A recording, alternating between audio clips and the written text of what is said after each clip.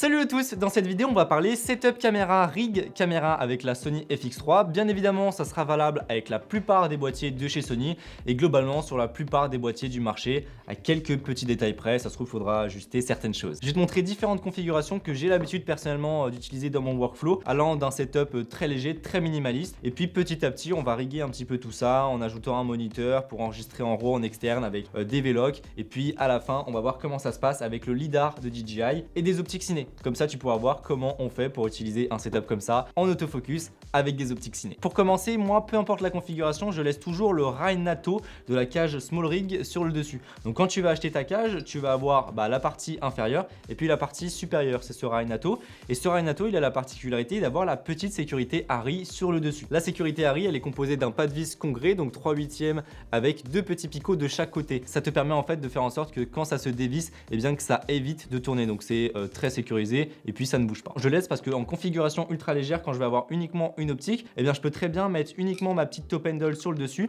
ce qui fait que je vais avoir une très bonne prise en main sur le dessus, ça me permet de la transporter et puis surtout de faire des plans en low mode. Tu vois, tu te retrouves juste avec ça. Et tu peux également juste mettre une petite rotule sur le dessus avec ton moniteur. Et l'avantage, c'est que c'est sécurisé. C'est pas comme le hold shoe qui d'ailleurs on le perd, hein. Tu peux le voir, on n'a plus accès au hold shoe. Le hold shoe, en fait, si ça se dessert un petit peu, il y a un risque que ça se décroche. Donc allez, c'est parti. Je vais commencer avec mon optique de base. Donc on va partir sur un petit 24-70, ici le Sigma Art première génération. Pour l'instant il me suffit largement. Et voilà, on se retrouve avec une cam qui est vraiment toute petite, qui n'a pas de surchauffe, qui a des performances de ouf en interne. Maintenant on va passer à un setup un peu plus complet avec la cage. Donc là directement je viens lui mettre la cage de chez SmallRig. Sur la top handle je vais avoir du grip. Je sais que sur les nouvelles versions maintenant il n'y a plus de grip. On aime ou on n'aime pas, mais l'avantage c'est que du coup tu vas avoir également le pas de vis, la sécurité ARRI sur le devant. Donc comme tu peux voir, je mets ma petite rotule comme ça ici. Ça me permet d'avoir un centre de gravité plus bas plutôt que de mettre ma rotule sur le dessus. Fais bien attention quand tu choisis ta top handle à faire en sorte que tu puisses mettre ta rotule le plus bas possible sur le devant, parce qu'il y a une grosse différence entre avoir un moniteur qui est ici et un moniteur qui est ici. Tu vas avoir un centre de gravité beaucoup plus haut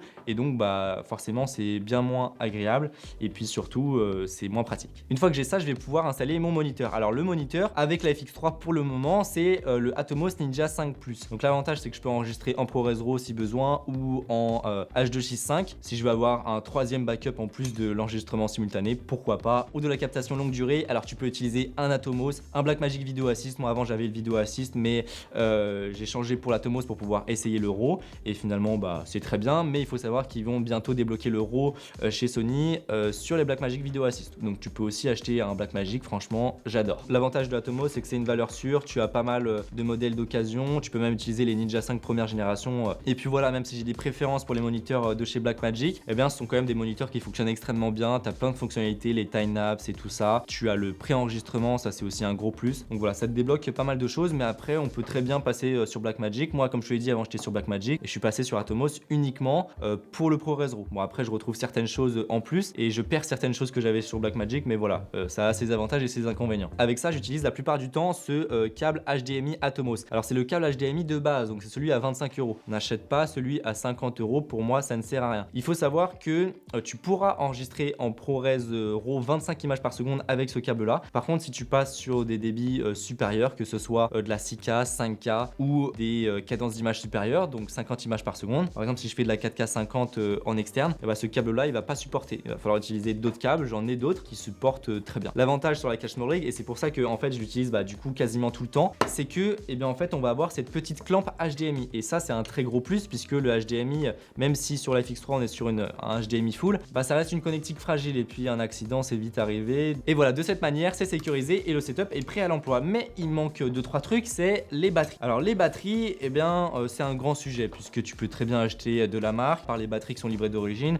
j'achète que des autres marques, que ce soit Neewer. Ça c'est des batteries que j'aime bien, c'est des batteries de chez Backstar, donc elles sont rouges, déjà c'est classe. Et puis en plus franchement elles tiennent vraiment bien, donc ça c'est cool. Et puis sinon en batterie de Sony, j'ai que des batteries de chez KNF Concept. L'avantage des batteries de chez KNF Concept, c'est qu'elles se chargent maintenant, c'est devenu un standard en USB-C. Donc ça c'est vraiment cool puisque tu peux les charger avec une power bank, t'as pas besoin d'avoir la petite station, le petit chargeur. Et ça c'est un gros plus maintenant, j'utilise vraiment que ça. Et l'avantage des batteries de chez KNF Concept, c'est que ça c'est une batterie en 2880 mAh, donc c'est les batteries de base, exactement la même capacité que les batteries Sony d'origine. Mais il faut savoir qu'ils ont également lancé des batteries haute capacité. Je pense que je vais les tester bientôt sur la chaîne. Et ce sont des batteries qui ont 200 ou 300 mAh. mAh de plus. Donc ça c'est vraiment cool. Et puis en plus elles sont détectées comme batterie officielle par la caméra, donc tu vas pas avoir un petit pop-up attention, veuillez utiliser les batteries officielles Sony. Et puis après pour les batteries NPF, j'en ai certaines de chez Neewer. Alors celle-ci c'est la dernière de chez Neewer et elle reprend exactement le même principe que celle de chez KNF Concept avec l'USB-C. Ces deux-là c'est des batteries NPF, ça fonctionne de la même manière, mais c'est juste que celle-ci c'est les grosses. En fait on a plusieurs capacités sur les batteries NPF et celle-ci c'est une 970. Celle qui est moyenne c'est une 750. Moi j'utilise la plupart du temps des 750, mais c'est vrai que sur des setups où tu as besoin d'avoir plus d'autonomie quand tu es en fixe mais t'as pas de batterie externe finalement, enfin de secteur, et bien d'avoir des grosses batteries comme ça c'est un gros plus, exactement comme les Veloc. L'avantage c'est que tu vas avoir un petit port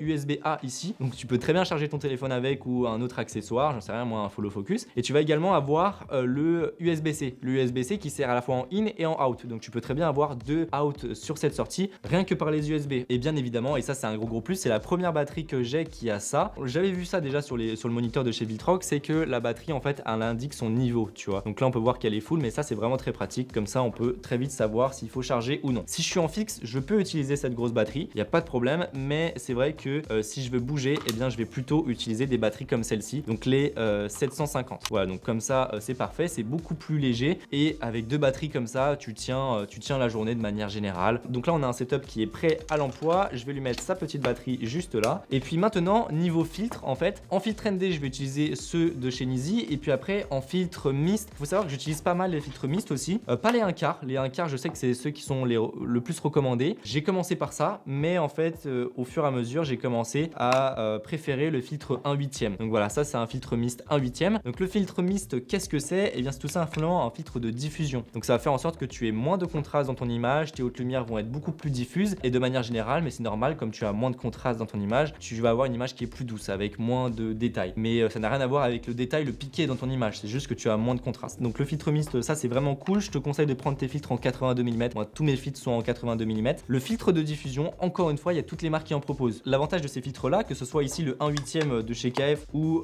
directement le 1/4, ils sont tous les deux de la même gamme, donc en Nano X Pro. Franchement ils sont très bons dans le sens où tu as très peu de shift, la différence de température et de teinte est assez faible, même si elle est bien évidemment présente, et de manière générale un filtre mist va t'amener un petit peu de chaleur dans ton image, mais il faut savoir que ce n'est pas normal. Normalement un filtre mist n'amène pas de chaleur dans l'image, c'est juste censé adoucir, mais voilà, plus tu montes en gamme, plus tu vas avoir des filtres qui effectivement diffusent mais non pas de ton chaud. Alors d'habitude j'utilise le système Vario, mais ici j'ai le nouveau système, donc le Jetmag Pro. L'avantage c'est que c'est un système magnétique et verrouillable, donc hop tu vois c'est magnétique et c'est verrouillable, et en plus c'est la gamme FS, donc full spectrum, c'est à dire qu'on est vraiment sur le top du top de la qualité optique chez Nizi. Donc là pour le coup je les ai testés, t'as vraiment aucun shift de température, de teinte, etc. Enfin franchement ils sont très bons. Donc voilà, de manière générale je tourne avec cette config là. Maintenant on va passer sur une plus grosse config, mais que j'adore justement pour de l'événementiel, ou si tu as besoin d'avoir un setup un peu plus lourd pour avoir justement bien un peu plus d'accroche dans tes mouvements et avoir une caméra où on a moins l'impression que ça flotte finalement. Pour cela je vais utiliser cet accessoire. Donc c'est un accessoire de chez SmallRig, il me semble que c'est les seuls à le faire. Comme tu peux le voir c'est vraiment très compact et c'est plutôt léger. Je saurais pas te dire quel poids ça fait, mais voilà, c'est assez léger. Ça se relève comme ça en fait, ça se déplie. Alors pour utiliser ça tu es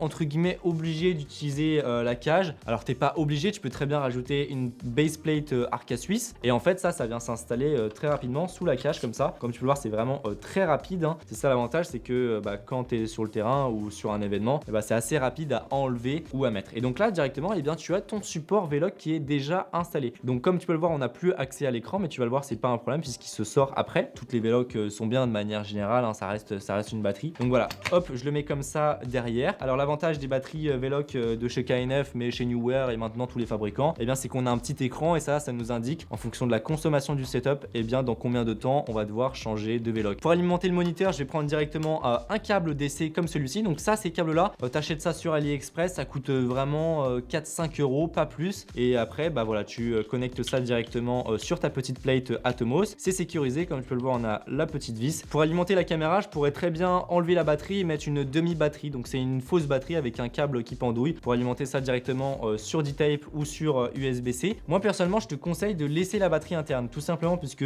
quand tu vas changer de Veloc, ça veut dire que la caméra va couper et tout ce qui est autour va couper. Alors que si tu es en événementiel et que tu as besoin de changer de Veloc mais tu peux pas couper l'enregistrement, l'avantage de garder la batterie à l'intérieur c'est que tu peux changer de batterie sans que ça coupe l'enregistrement. Enfin ça va juste couper l'Atomos, mais à la limite ça tu peux relancer, c'est juste un backup. Donc moi ce que je te conseille c'est de laisser la batterie à l'intérieur, et puis ensuite de prendre ces petits adaptateurs là. C'est des petits adaptateurs coudés et magnétiques USB USB-C et en fait on va venir alimenter la caméra en USB-C. Et je mets un petit câble coudé même ici, tu vois, sur la Veloc, comme ça mon câble il part pas vers le haut et tu vois j'ai la prise en main qui est dégagée. Et puis après pour ce qui est du câble D-Tape, comme tu peux le voir il sort juste là, et bien je vais le glisser derrière l'écran. Donc pour cela en fait ce qui est bien sur la baseplate de la Veloc, c'est que tu vois on a un petit ergot qui est juste là, et quand je l'ouvre en fait je vais pouvoir reculer ma Veloc. Alors je peux la reculer quand même assez loin et je peux même l'incliner comme tu peux le voir. Donc ça, l'avantage c'est que tu peux très bien, ça peut te servir de cross épaule un petit peu, tu peux t'appuyer dessus et voilà. Et là je me retrouve avec l'écran de la FX3 qui est sur le côté et qui repose sur la Veloc. Comme ça tu vois je peux cliquer dessus sans problème, tu vois ça force pas sur la rotule. Et comme tu peux le voir je suis venu reculer un petit peu la Veloc, comme ça l'écran ne dépasse pas et comme ça si je viens shooter dessus, et ben c'est la Veloc qui prend et pas l'écran. En 2 secondes comme tu peux le voir, ou si je shoot dans le câble, et ben l'alimentation elle saute. Donc je peux très bien avoir 2 adaptateurs aimantés et puis switcher entre l'alimentation secteur et puis l'alimentation de la Veloc. C'est hyper rapide. Allez, maintenant je vais te montrer une petite config avec le lidar de DJI, le système DJI Focus Pro, pour avoir de l'autofocus avec les optiques ciné. Donc je vais changer d'optique. Alors dans un premier temps on va venir fixer cette petite tige de 15 en carbone. Moi je vais la fixer directement ici sur le dessus. Voilà, de cette manière là ça ne gêne ni la top handle ni le grip. On va venir installer sur le côté. L'avantage des tiges en carbone c'est qu'elles sont beaucoup plus légères. Alors certes ça coûte un peu plus cher, voire même beaucoup plus cher. Je me retrouve avec ça, je vais venir installer mon petit moteur directement sur la tige à l'envers bien évidemment, puisque sinon le moniteur ne pourra pas passer au-dessus si tu le mets comme ça sur le dessus. Ensuite alors là je vais pas le remonter puisque je suis sur le point d'imprimer plein de nouvelles fixations pour pouvoir avoir un système beaucoup plus polyvalent avec la FX3. Je ferai une vidéo à part entière puisque il y a de la modélisation 3D, il y a de l'impression flexible, il y a différentes configurations pour une RED ou pour une Canon, enfin bref. Donc là comme tu peux le voir j'ai installé un Rainato sur le dessous du lidar, et ce Rainato là en fait il va me permettre de changer de configuration entre différentes caméras. Sur la FX3 en fait je vais imprimer directement une fixation pour le lidar qui fait que le lidar aura un centre de gravité beaucoup plus bas, tu vois il sera collé à l'optique, mais pour ça il faut faire des pièces sur mesure. Donc c'est pour ça que là je suis en train de les modéliser et de les imprimer. Mais sinon moi ce que j'avais fait à la base, et ça je te l'avais présenté dans ma vidéo du DJI Focus Pro que je te mets dans la description, et bien en fait j'avais directement vissé cette petite fixation qui est livrée avec directement sur le dessous du lidar. Donc voilà, là j'ai installé le petit Rainato comme tu peux le voir sur l'avant, et il faut imaginer que tu as le lidar qui est positionné juste ici. Ensuite je vais me décaler sur le côté et en fait là je vais venir installer cette petite plate qui est fournie avec le lidar, tu vois, et là avec une petite vis Kodak je vais venir l'installer comme ça sur le bas. Voilà, à partir de là je peux installer mon grip, hop, et voilà j'ai mon setup qui est installé. Donc je vais avoir mon grip qui est sur le côté, donc comme tu peux le voir il est beaucoup plus bas que la plate, ce qui fait que quand tu poses ça sur une table et ça arrive de travers. Il faut s'habituer un petit peu, c'est vrai que quand tu le prends en main c'est pas forcément ultra agréable puisque tu as une main qui est plus basse que l'autre. Faut juste s'habituer. Si tu veux savoir plus en profondeur comment fonctionne le système DJI Focus Pro, j'ai tourné une vidéo complète directement avec la RED et la FX3, donc je te mets bien sûr tous les liens dans la description. N'oublie pas code créateur Lucas dans la boutique IPLN si tu souhaites me soutenir et puis te fournir en matériel photo vidéo. IPLN c'est un magasin qui est spécialisé à la fois à Paris et puis également à Lyon, la boutique d'origine, et tu as le site internet, un très grand catalogue, t'es livré vraiment très rapidement, exactement comme Amazon. Enfin franchement j'adore. Donc voilà, n'oublie pas code créateur Lucas dans le panier pour soutenir mon travail. Sur ce, n'hésite pas à mettre un pouce bleu, à t'abonner pour en voir plus. T'as des questions, c'est dans les commentaires, et on se retrouve pour une prochaine vidéo. Allez, salut!